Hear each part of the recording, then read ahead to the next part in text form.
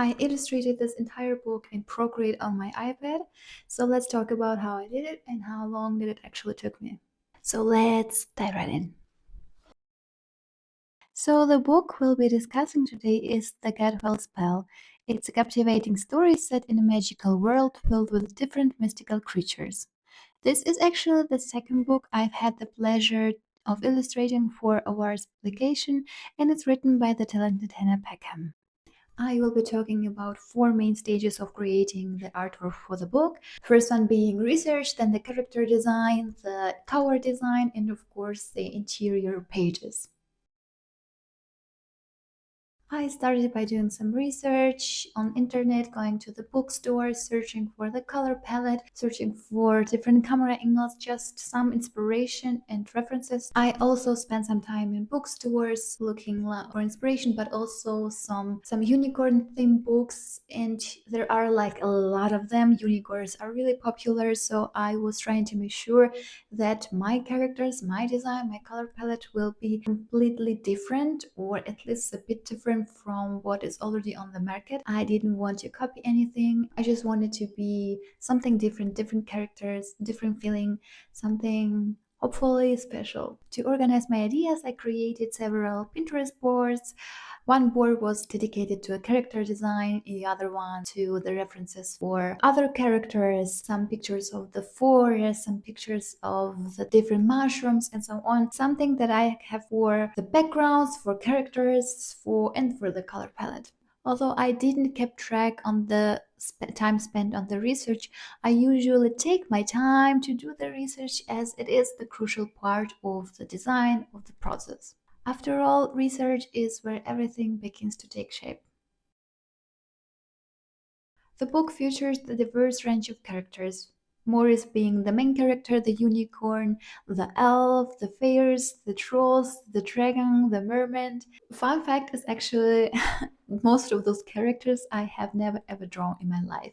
I did a lot of unicorns for my print and pattern work, clients, children's clothing, but for example, I never did like a dragon illustration, dragon character, or an elf, or even a fairy. So I was really excited and was really looking into it. I began by designing the main character, Morris the unicorn, experimented with different proportions, and then evolved into the details. After narrowing down to 6 different options, I sent them to the publisher, and I was really thrilled that they also favored my favorite, the first option. So this is the final character design, a bit rough, but I wanted to do 2 options. Morris as he is tired and lost his magic, and then the Morris, a unicorn that is full with magic and has magic dust around him. It just seems a bit different. Next up were the dragon designs. I sent a few options, and they also chose my favorite, number 4, and I was really excited about it. Then came the elf design, and I went a bit overboard and sent 8 options. This was my first time drawing and illustrating an elf, so I wanted to try as many options as I can, and those were the 8 that I chose. And I liked the option number 1, and I sent them the colored character, but they choose the other elf design, which is also really cute, so I went and made a bit detailed sketch of it.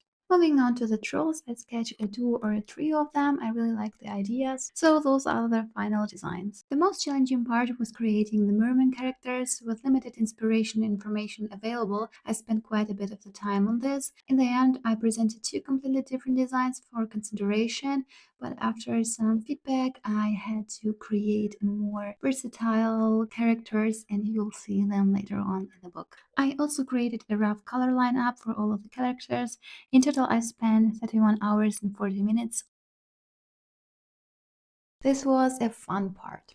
I began by creating rough thumbnails, exploring various composition ideas. I enjoy exploring as many options as possible, even though I won't be sending all of the ideas to the publisher. As I work very roughly, I usually add color to my thumbnails right away because I have so many ideas in my head that I can easily forget my initial concept. Those are the few ideas that I really liked and I wanted to take them a bit further. I sent them 4 cover ideas with the first one featuring 2 different color palettes. I created slightly more detailed sketches of those variations and also colored them properly, although they were still quite rough but a bit cleaner. I was really hoping for number 3, but I also liked the dragon in version 4. Interestingly, the publisher felt the same and asked if I could combine those 2 ideas somehow and also add an elf near Morris. So that's exactly what I did. I wasn't a big fan of having an elf standing by Morris, so I discussed this with an editor and thankfully they agree with me. I also sent over Sync's fonts option that I designed for the book cover. The last rough version of the cover included trees around Morris, as requested by the author to give it more forest-like feel. I was skeptical of the idea at first, but I ended up liking it after sketching it out. I tried to frame Morris with the trees to improve the composition. This was the final cover design font they chose from my options. I was really pleased with how the cover turned out. The only additional request that they had was to replace the fairy with a lightning bug, which they ended up using. I kept the fairy dust even though there was no fairy anymore. I like how the light guided us through the page like path-through illustration and into the title. In total, I spent over 28 hours on the cover, brainstorming with thumbnails, sketching, color roughs, making changes, design fonts, and finally the artwork. This doesn't include the time spent on research. Interior pages always take the longest to create. I begin by doing thumbnail sketches, exploring various ideas. Those sketches are pretty rough and may not be recognizable to anyone except myself. I sketch out a few rectangles in proportion similar to the final spreads and fill them with my ideas. Here are some exploration for the first spread. I don't always create as many thumbnails, sometimes just a few are enough. Some pages I have a clear vision for from the beginning, while others require more time to develop. While working on those thumbnails, I keep in mind where the text should go and how I can work around it to ensure a visually appealing composition. I received the script from the publisher along with a PDF outlining the rough direction for the text placement across the pages. However, I had the flexibility to adjust as needed. This is the page size I worked with. It's important to understand pleat and pleat sizes in the layout design. Pleat refers to the area extending beyond the edge of a printed page to ensure no white borders or unwanted edges after trimming. And this is the area where all of the important information will be saved. You need to be aware to not include any important information in the middle of the page, right where the red area is, just because when you open the book it can easily get lost. There are various types of illustration in the books, including full spread, one page, and a spot illustration. It is crucial to use different types to increase readability and complement the story. In Procreate, you can view all of your pages side by side just in your folder. It gives you an effect of looking like on all of the thumbnails at the same time to see if you have a good flow of the book, enough different illustration types. Here you can see me changing my thumbnail to a proper sketch, and I would always drag and drop my initial character design into the file to ensure the consistency of my character throughout the book. For complex angles like the merman page, I used an app called Magic Poser to create a 3D model for reference. I copied the reference into my page and drew over it. Additionally, I took a photo for my husband for reference on page 24, capturing an eye looking into a cup.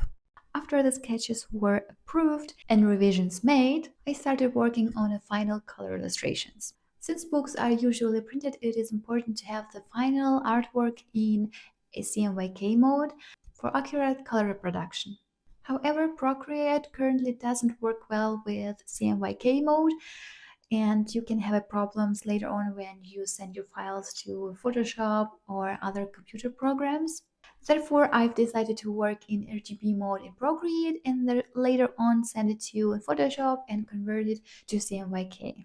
I also did a mood board for my color palette. While I typically make color thumbnails for illustration, for this book I felt confident in what direction I wanted to take it.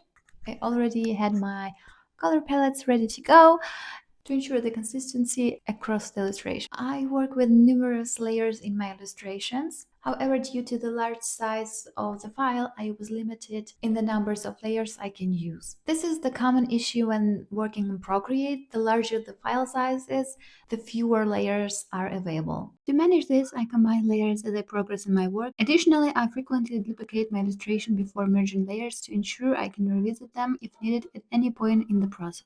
I keep my favorite brushes in a special folder to make it easy to find them. I don't want to use too many brushes because it can make the artwork look messy. If you're interested to know about my favorite brushes, I have a YouTube video dedicated to it.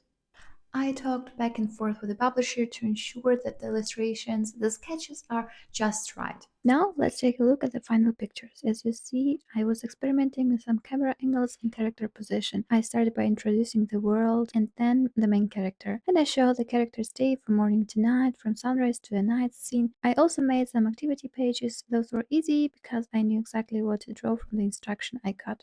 In the end, I delivered 18 interior pages, 2 activity pages, and 1 design for the backside of the cover. In total, I spent 318 hours and 20 minutes on the interior design.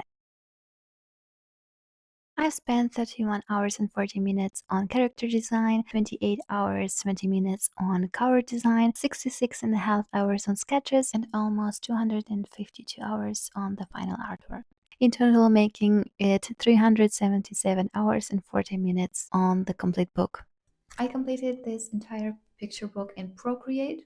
Although it wasn't necessary, I converted the final artwork in Photoshop to CMYK to ensure vibrant colors after conversions. It was really important for me that the artwork looks as good as it is in RGB mode. The editor was prepared to handle it on their side, but I wanted to ensure the quality myself. I use Procreate for creating characters, sketches, insights pages, cover design, font design, and just everything. Just FYI, this video isn't sponsored by Procreate. I really do hope you like this video and even learned something new. If you have any questions or ideas for the future videos, just drop them in the comment section below. Your feedback means a lot to me. Thank you for watching. I see you in the next video. Bye!